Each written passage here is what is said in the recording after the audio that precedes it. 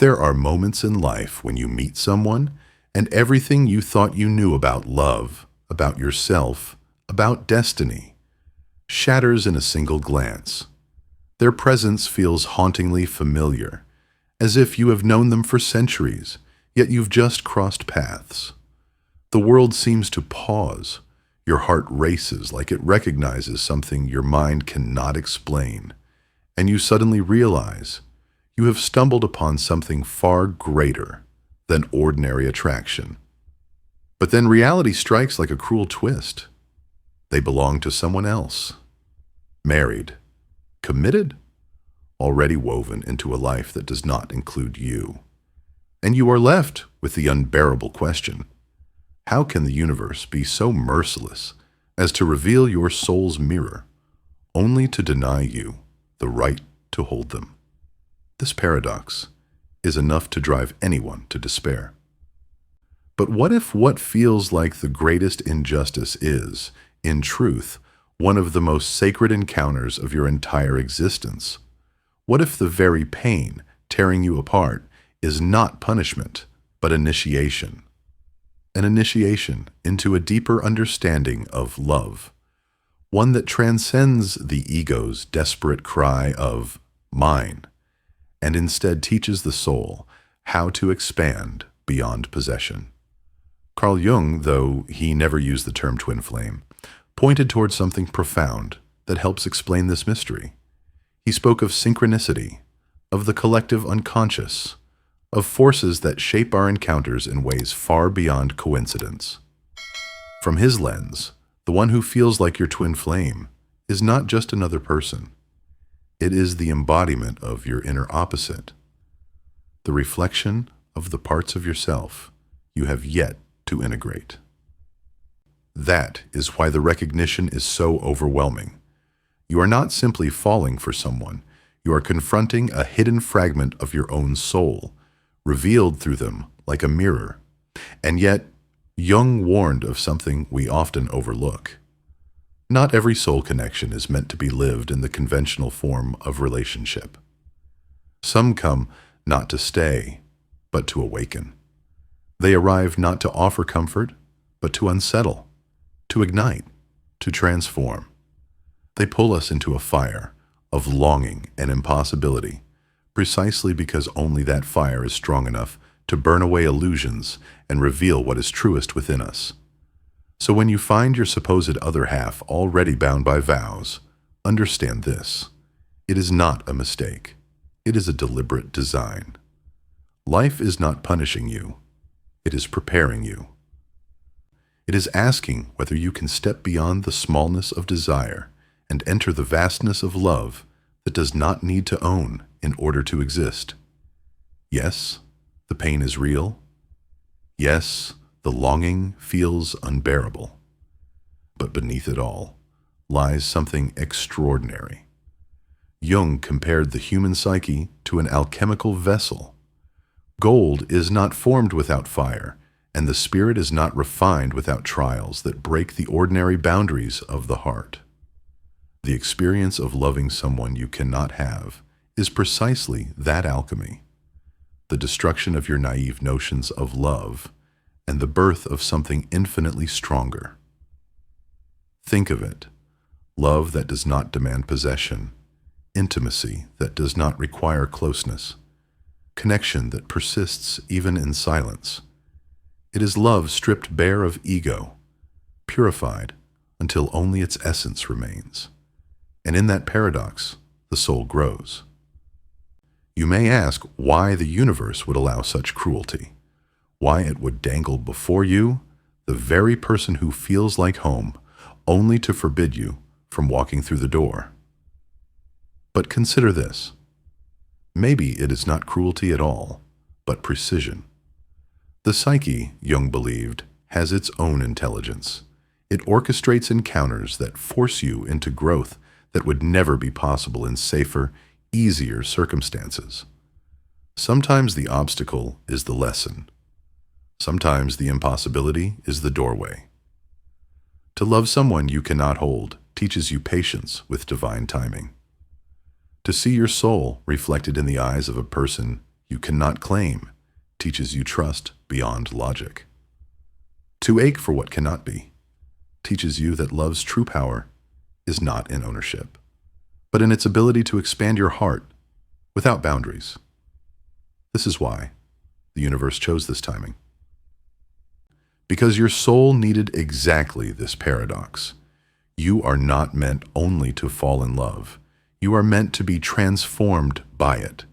And so when you look at them, when you feel that pull, that deep knowing that you have found a part of yourself in another's body, do not mistake the pain for punishment. See it instead as the sacred fire of transformation. For you are being initiated into a form of love that most people will never taste because it is too raw, too uncomfortable, too uncontainable. But those who endure it, those who learn to love without possessing, those who can bless even in absence, those are the ones who step into true freedom. Maybe you will never share a home, a bed, or a life, but you will share something greater. The undeniable recognition that your souls collided not by accident, but by design.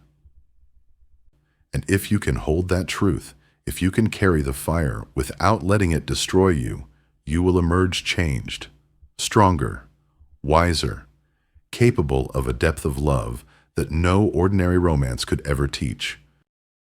There is a truth about love that no one wants to hear, yet it is the very truth that liberates us. The soul does not always give you what you want. It gives you what you need. When you encounter a love so powerful that it shakes the foundations of who you are, but you cannot claim it, you are being called to grow in ways that comfort and ease could never allow. Most people imagine love as completion, as a puzzle piece sliding perfectly into place, as someone arriving to heal every wound and fill every void. But Jung saw something deeper. He understood that certain relationships exist not to complete us, but to expose our incompleteness. They do not come to soothe us, but to awaken us. They come to make visible the shadow, the parts of ourselves we have denied, rejected, or never dared to see. This is why the twin flame encounter feels like recognition beyond reason. In them, you do not just see a lover, you see yourself. You see your hidden desires, your unhealed wounds, your suppressed potential, all mirrored back at you. And the intensity of this recognition is why it feels unbearable to walk away. But here is the paradox. Their very unavailability is what forces you to confront yourself, rather than losing yourself in them. You are not being punished by their marriage, their family, their commitments. You are being protected from bypassing your own growth. Because if they were free, you might fall so deeply into the illusion of union that you would abandon the harder work of uniting with yourself. The obstacle is not against you. It is for you. It is the very condition that ensures this encounter fulfills its spiritual purpose. Think of it as the universe holding a mirror so close to your face that you can no longer look away. Every longing that burns in your chest is a signal pointing inward. What part of you still seeks completion outside of yourself? What wound aches for validation? What dream waits for you to give it life, not through another person, but through your own hands, your own choices, your own courage? Loving someone you cannot have is agony, yes, but it is also purification. It strips away the illusion that love is about possession. It forces you to learn the art of loving without claiming, of caring without clinging, of desiring without demanding. This is not weakness. It is strength of the rarest kind. Most of us only know love as need, as exchange, as dependency. But here, you are being invited into something higher. Love as expansion. Love as reverence. love as devotion that exists even in silence. Jung once said that the greatest psychological transformations happen when we are forced to endure paradoxes we cannot resolve. And what greater paradox is there than this? To feel destined, yet forbidden. To sense home, yet remain outside the door.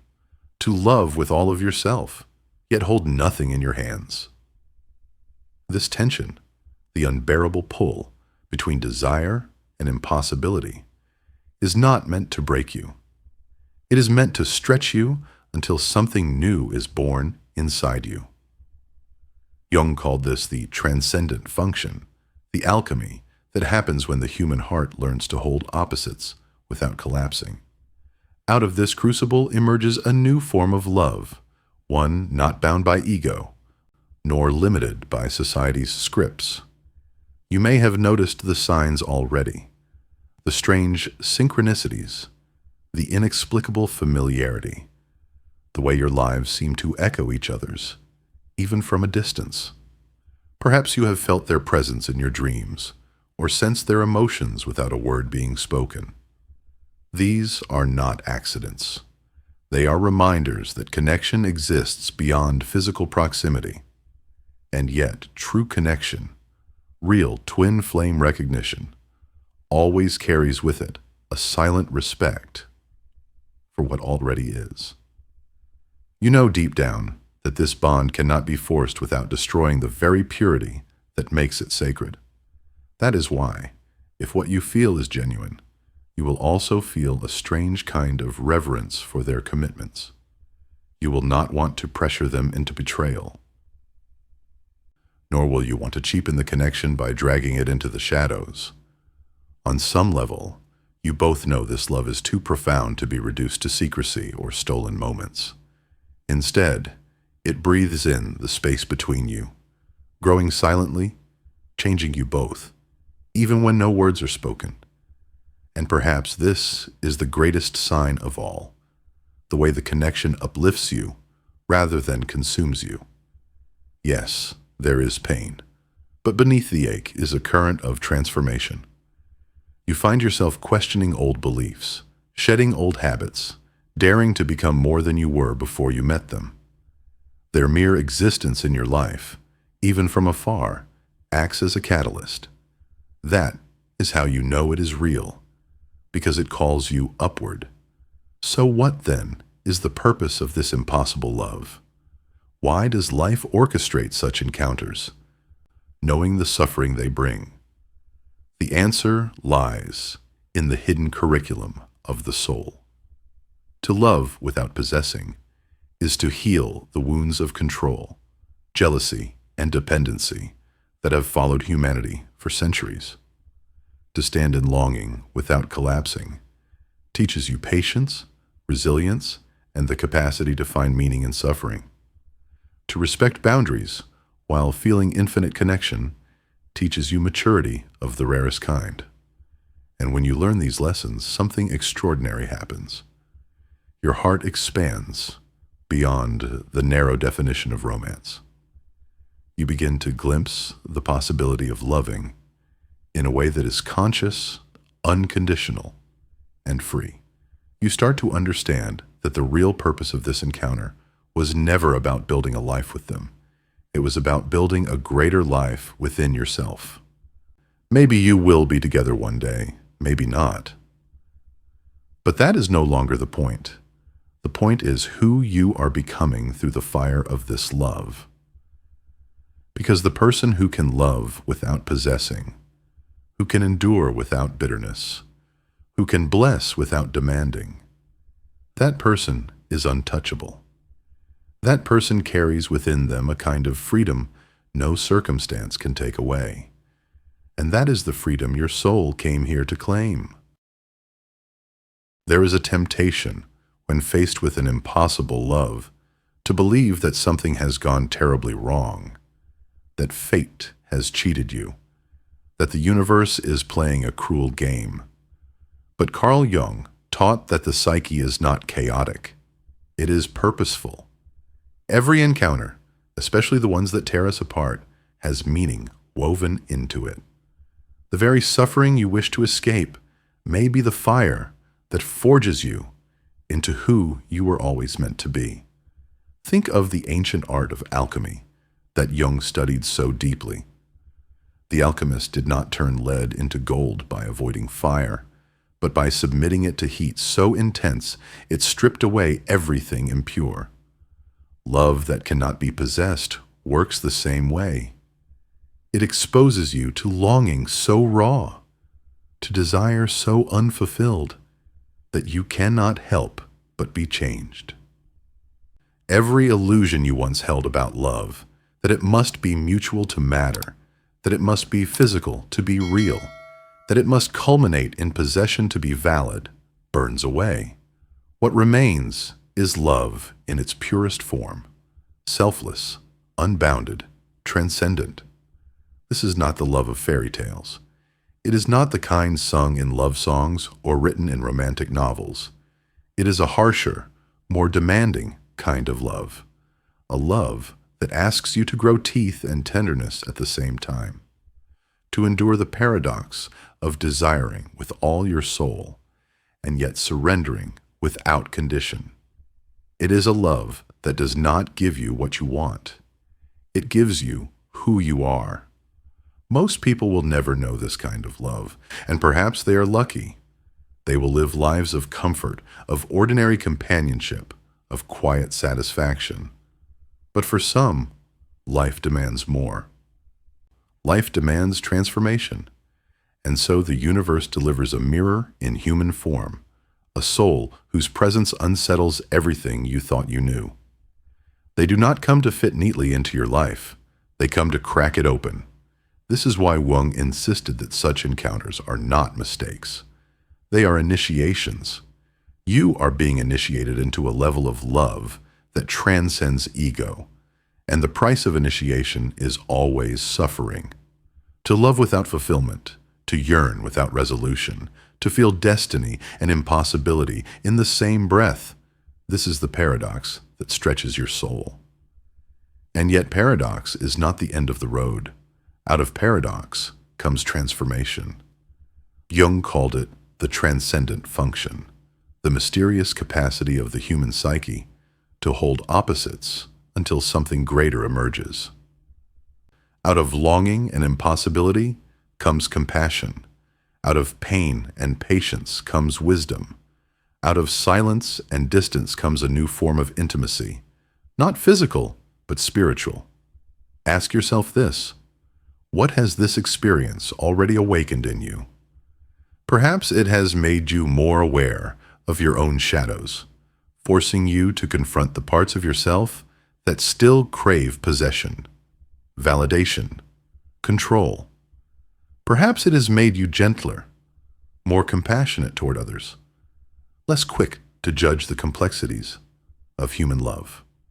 Or perhaps it has ignited a hunger in you to grow, to evolve, to find within yourself what you once believed only another could give. This is the purpose. This is the gift hidden inside the ache. There is also something profoundly humbling about such love. You cannot bend it to your will. You cannot force it into a timeline. You cannot manipulate it into becoming what you want. You must bow before it. And in bowing, you discover a strength you never knew you had, the strength to surrender, the strength to trust, the strength to wait without guarantees. This humility is not defeat. It is transformation. It is the ego cracking open so the soul can finally breathe. Many who walk this path report strange shifts in their lives. They find themselves drawn to spirituality, to art, to service, to anything that allows them to channel the intensity of their feelings into something meaningful. This is no accident. The energy that cannot be expressed in relationship must find another outlet. It pushes you toward growth, toward creativity, toward a deeper purpose. In this way, the impossible love becomes a catalyst, propelling you toward the life your soul was always meant to live. And so, what first appeared as a curse begins to reveal itself as a blessing in disguise. The wound becomes the teacher. The longing becomes the compass. The impossibility becomes the doorway to a new dimension of being. Jung believed that suffering, when accepted consciously, is never wasted. It is transmuted into wisdom, into strength, into compassion. And compassion born from such suffering has a weight, a gravity, that can touch others in ways nothing else can. So do not ask why this happened to you. Do not ask why the universe allowed such cruelty. Ask instead, what is this experience asking of me? What qualities is it demanding I develop? What illusions is it shattering so I can finally see more clearly? The truth is, you were never meant to stay the same after meeting them. Their presence was always meant to alter the course of your soul. And perhaps this is the deeper meaning of the twin flame. Not to unite you with another, but to unite you with yourself. They awaken what is sleeping within you. They show you your capacity for devotion, your depth of feeling, your potential for greatness. And when you finally learn to carry that love within you, without needing to possess its source, you become free. Free from dependency. Free from illusions. Free from the idea that love is only real when it fits into society's mold. You begin to live with a kind of quiet strength, carrying a flame that doesn't consume but illuminates. And in that illumination, you see yourself more clearly than ever before. There comes a moment in every impossible love where you face the hardest truth of all. You cannot control it. You cannot bend time, rearrange destiny, or rewrite the commitments another soul has made. And in that moment, you are left with two choices: cling in bitterness or surrender in trust. This is where the soul is tested. This is where you are asked not just to feel love, but to embody it in its purest, most selfless form. Carl Jung spoke of individuation, the lifelong journey toward wholeness. And nothing accelerates this process quite like a love you cannot have. Because in that crucible, you are forced to grow qualities that easy love never demands. Patience, for instance. The patience to accept that the universe operates on its own clock, not yours. Humility. The humility to bow before forces greater than your will. Integrity. The courage to love without betraying your values, to remain loyal to your own highest principles, even when temptation burns. This is why Jung believed the psyche orchestrates such encounters with exquisite precision. Your twin flame is not free. That is not a mistake. It is a design. For if they were free, perhaps the lesson would be lost. Perhaps you would fall into possession, into obsession, into dependency, and miss the chance to grow beyond all of that. Their unavailability protects the sacredness of the connection. It forces you to elevate it from something merely romantic into something truly spiritual. So what do you do with the unbearable longing? You let it teach you. You let it carve you open until compassion flows, where control once lived. You let it show you the difference between desire and devotion. Desire says, I must have you or I will die. Devotion says, I honor you, even if you are not mine. In that shift, the heart expands. And in that expansion, you discover that the soul's greatest strength lies not in getting what it wants, but in learning to bless what it cannot hold. This is the hidden curriculum of impossible love. It purifies your way of loving. Most of us, without realizing it, love as a form of transaction. We love so long as the other meets our needs, reassures our worth, fulfills our desires. But here, with someone who cannot be yours, that bargain collapses. You are left with love stripped of conditions, love without a contract, love without a guarantee. And though it hurts, it also reveals to you that love is not something you get. It is something you become. Perhaps you have felt it already, that quiet strength growing within you, that sense that even without them, you are different now. You are more aware, more tender, more alive. This is no accident. Jung would say that this encounter has activated your process of individuation, pulling you closer to your truest self. It is not only about them. It is about you becoming whole. And yet, let us not romanticize the suffering. The ache is real. The nights spent wondering, the days spent fighting the urge to reach out, the moments when silence feels like it could split you in two. Jung never dismissed pain. He insisted that it must be felt fully, honored, allowed to move through you, without being denied or acted out destructively. Write the letters you will never send. Speak to them in the quiet of your soul. Pour your longing into art, into prayer, into movement, into breath. The key is not to numb yourself, but to give your feelings form, so they can transform you instead of consuming you. Dreams, Jung believed, are one of the ways the unconscious speaks. Pay attention to them. You may find your twin flame appearing there, not as literal encounters, but as symbols, guides from your own psyche helping you integrate what you cannot resolve in waking life. Keep a journal. Listen closely. For often the unconscious reveals truths the conscious mind cannot bear to see. Equally important is what Jung called emotional containment, the ability to hold intense feelings without either suppressing them or exploding with them. This is where ritual becomes essential. Create sacred spaces for your emotions. Go into nature. Light a candle. Write poetry. Breathe. Pray. Move your body.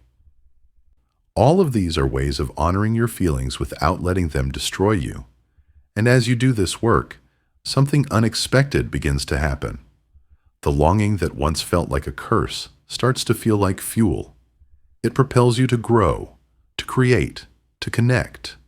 It awakens your compassion for others who suffer silently in love. It makes you gentler, wiser, less judgmental.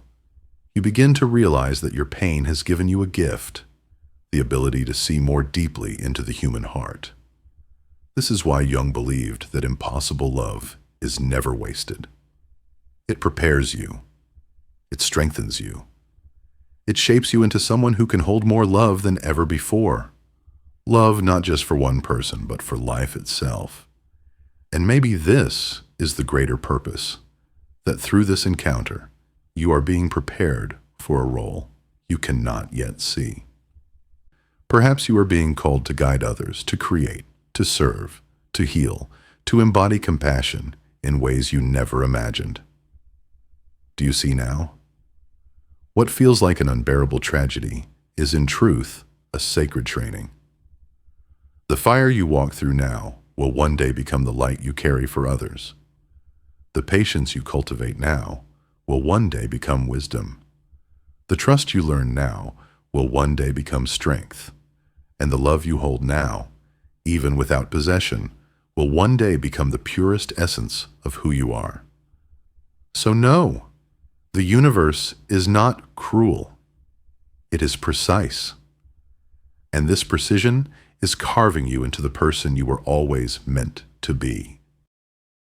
At some point, the question inevitably rises within you like a restless tide. Will we ever be together? It circles your mind at night, whispers in your chest during the day, haunts you with its relentless ache. And yet Carl Jung would tell you, this is the wrong question. The real question is not when or how union might come, but who will you become through this experience? The soul does not deal in guarantees. It does not follow the calendar of human desire. Divine timing is not measured in days or months, but in readiness. If union is to happen, it will not be because you forced it, manipulated it, or begged for it. It will happen only when both souls have grown enough to carry the connection with integrity, maturity, and purpose. And if that day never comes in this lifetime, it does not mean the connection was wasted. It means it was meant to shape you in other ways. Imagine picking a fruit before it is ripe.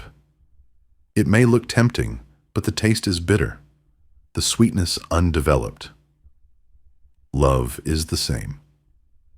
To interfere in another's path, to demand they leave behind commitments before their own growth within them is complete, is like tearing fruit from the branch too soon.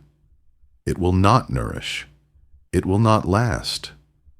That is why the universe has placed this barrier between you, not as punishment, but as protection. Protection for them, protection for you, protection for the sanctity of the connection itself. So release the obsession with outcome. Release the fixation on a timeline. Instead, place your attention where it has always belonged, on your own becoming. Jung insisted that we only attract what resonates with us energetically. If you want a love that is free, conscious, spiritually mature, you must first become someone who can sustain such a love. And that means healing your own wounds, facing your shadows, developing your gifts, and stepping fully into the life that is yours to live. This is the deeper task hidden within your longing. To stop waiting for love to save you, and instead become the one who saves yourself. To stop looking outward for validation, and instead cultivate within you a source of joy that no circumstance can take away. To stop clutching at the flame outside, and instead recognize the fire already burning in your chest. When you do this, something extraordinary happens. The pain softens into clarity. The obsession shifts into presence. The longing, while still there, becomes less about lack and more about gratitude. Gratitude that you were chosen for such an encounter at all. Gratitude that your soul was trusted with a love that could expand you so profoundly. Gratitude that through them, you discovered dimensions of yourself you might never have touched otherwise. And it is in this space of gratitude that you begin to understand the true nature of union. Union does not always mean living together, building a home, or sharing a life in the ordinary sense. Sometimes union is inward. Sometimes it is the merging of your conscious and unconscious selves, the marriage of your shadow and your light, the reconciliation of your own divided parts. The other person may have been the catalyst, but the true union is between you and yourself. This is what Jung meant when he said that love awakens the process of individuation. Through them, you are learning to integrate the hidden fragments of your soul. Through them, you are becoming whole. And wholeness, not possession, is the true goal of love. Does that mean you will never be with them? No one can say. Perhaps one day paths will align, circumstances will shift, and the universe will open a doorway. But by the time that happens, you will no longer cling to the outcome. You will no longer demand it as the source of your happiness. You will walk through that doorway freely, joyfully, without fear of loss, because you will have already found your home within yourself. And if the doorway never opens, then you will still have gained the treasure that was always meant for you. The ability to love without boundaries, to trust without guarantees, to live with a heart that is both fierce and tender. That is no small gift. That is the kind of gift that changes not only your life, but the lives of everyone you touch. For this is the quiet secret of impossible love. It does not just transform you for yourself. It transforms you for others. The patience you have learned, the compassion you have grown, the wisdom you have carried from your suffering, All of these become gifts you will one day pour into others, into friends who need your counsel, into strangers who need your kindness, into the world that desperately needs examples of love that is not selfish, but sacred.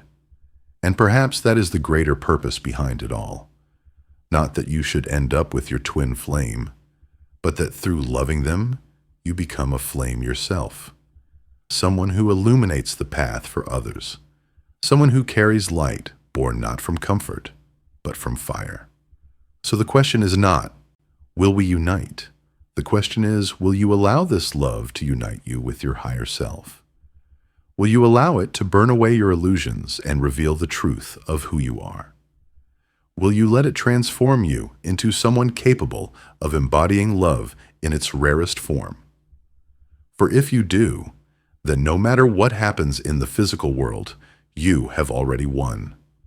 You have already found the treasure that every soul is secretly searching for, a love that does not bind, but frees. A love that does not end, because it was never dependent on circumstances to begin with. A love that once awakened will live in you forever. There are loves that arrive like gentle rain, nourishing the soil of our lives without disruption. And then there are loves that crash into us like a storm, unpredictable, uncontainable, impossible to ignore. The kind that shatters the old structures of who we thought we were and demands that we step into something greater.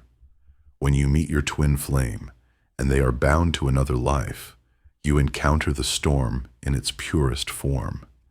It is not gentle, it is not easy, but it is sacred. Because in that impossible longing, you discover dimensions of yourself you could never have reached in comfort. You discover patience you never thought you had. You discover compassion that humbles you. You discover that love is not defined by possession, but by expansion. And you discover that even in silence, even in distance, even in impossibility, love can still be real, still be transformative, still be the most powerful force in your life. Jung reminded us again and again that suffering, when held consciously, becomes the gateway to transformation. And perhaps no suffering cuts deeper than loving someone you cannot have. Yet through that wound comes wisdom. Through that wound comes resilience. Through that wound comes the realization that love is not about getting, but about becoming. So maybe you will never share a home, never hold them in the ordinary ways lovers do. Maybe your life will unfold along parallel paths that never converge, but that does not mean the connection was wasted. It means it served its true purpose, to awaken you, to refine you, to prepare you for a deeper union with yourself, with life, with the divine. And if, by some twist of fate, your paths do cross again in a way that allows for union, it will not be because you chased it, forced it, or clung to it. It will be because you both grew into the people capable of carrying such a connection. It will come not as desperation, but as grace. And if it never comes, you will have already received the treasure, the inner freedom to love without fear, without chains, without need. This is why Jung said the purpose of life is not happiness, but meaning. Happiness is fleeting, dependent on circumstances, easily shaken. But meaning endures. Meaning anchors you through storms, gives weight to your suffering, turns your pain into wisdom. And what greater meaning could there be than to have discovered a love so profound it changed you forever, even if it could never be lived outwardly? Think of what has been born in you through this experience. A new sensitivity to the human heart, a deeper compassion for others, a clarity about what love truly is and what it is not, a willingness to surrender to something greater than your own will. These are treasures no one can take from you. They are the hidden gold forged in the fire of impossible love. So do not measure the value of this connection by whether you end up together. Measure it by who you have become through it. Are you wiser, kinder, stronger, more awake? If so, then the connection has fulfilled its sacred purpose. It has done what it came to do. And perhaps, in the end, this is the true union your soul was seeking all along. Not with another person, but with your higher self. They were the mirror that revealed what was sleeping within you. They were the spark that lit the fire. They were the storm that broke you open so the light could pour in.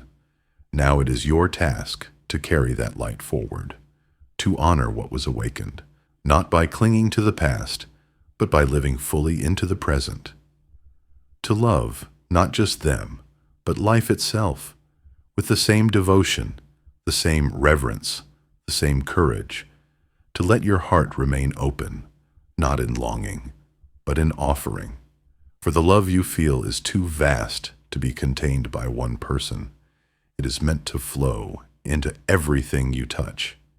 And so, as you walk away, not in bitterness, but in blessing, you carry with you something that will never fade. The knowledge that true love is not limited by circumstance, that even when it cannot be possessed, it can still transform, that even when it cannot be fulfilled, it can still be sacred. This is the paradox Jung wanted us to embrace, that the experiences we most resist are often the very ones we most need, that what feels like the end of a story may, in truth, be the beginning of a new life, that the greatest treasure lies not in receiving love from another, but in becoming love itself. And when you finally understand this, the impossible love no longer feels like a curse. It feels like a gift, painful, yes, but holy. A gift that revealed to you the deepest truth of all, that the flame you thought belonged to another has been burning within you all along. So let it burn. Let it illuminate. Let it guide you. And know that this love, though impossible in form, has already accomplished what it was meant to do. It has awakened you to yourself. It has shown you that the soul's greatest union is not with another, but with the infinite, and that is a union no separation, no circumstance, no lifetime can ever take away.